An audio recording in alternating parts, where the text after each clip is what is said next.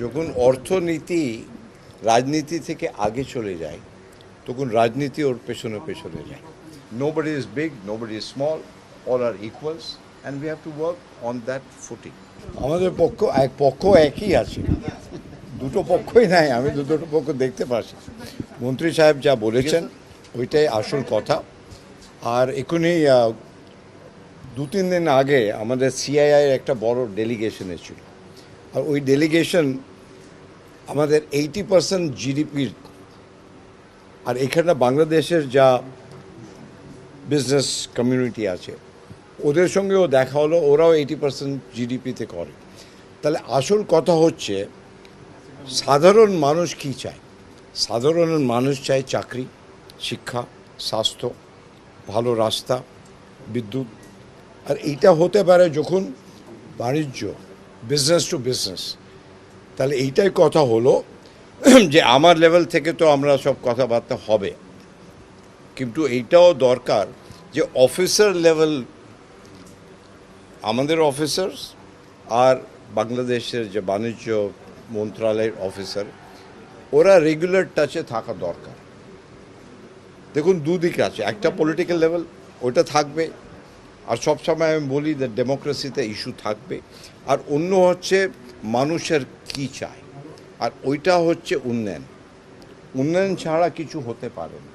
আর আমাদের দুই দেশের সাধারণ মানুষ অনেক ট্যালেন্টেড আছে, এই কথাটাও আমি বললাম যে অনেক ওদের নলেজ, আর বেশিরভাগ যা ইয়াং জেনারেশন আছে, ইয়াং জেনারেশন যা ওদের ক্ষমতা আছে, যা ওদের জানাশোনা আছে, যা ওদের অ্যাসপিরেশন আছে দুই দেশের, তাহলে ওই ইয়াং জেনারেশনের অ্যাসপিরেশন এইটা আমাদের সবাই দায়িত্ব। সো ওই দিশাতে আমরা যা করা আছে আমরা নিশ্চয়ই করব।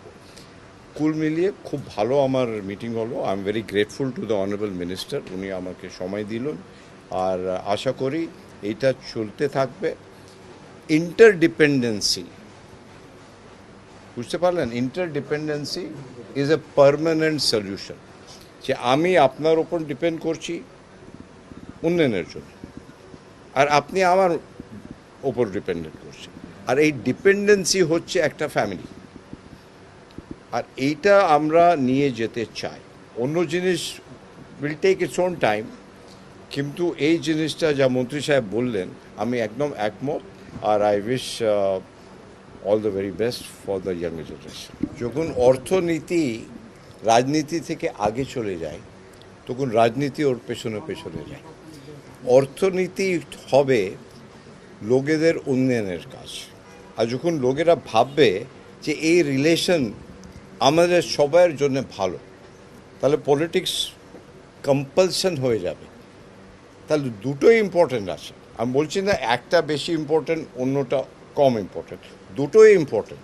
কিন্তু আসলে যে আমরা কী চাই সাধারণ মানুষ, সত্যি বলছি আমি তো পাবলিক লাইফে আছি, সাধারণ মানুষের বেশি কোনো পাওনা নেই, একদম মিনিমাম চায় ওরা।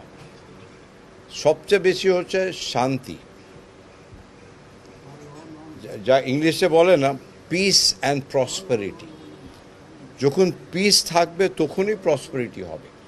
আর আমার মনে হচ্ছে দুই দেশের এইটা দায়িত্ব, to give peace and prosperity to the young generation.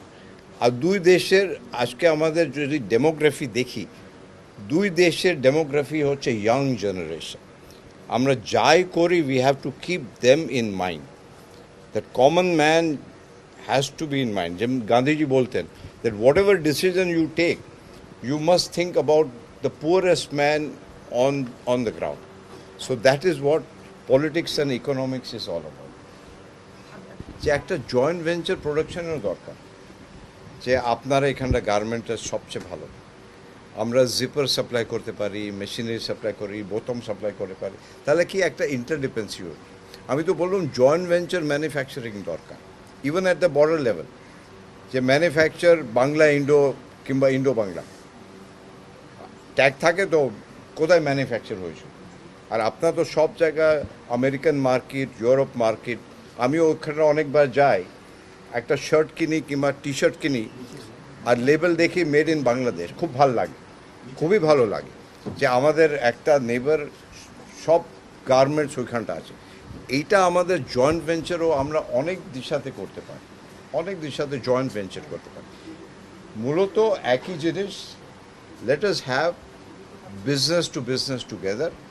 Politics will continue in its own way, but business সাধারণ মানুষের যা পাওনা আছে ওইটা আমাদের দেওয়ার দায়িত্ব। And I have no doubt আগামী দিন it is very positive. Let it take its own time and let us work together for each other's people. Bangladesh is a vibrant, sovereign, independent country. So is India.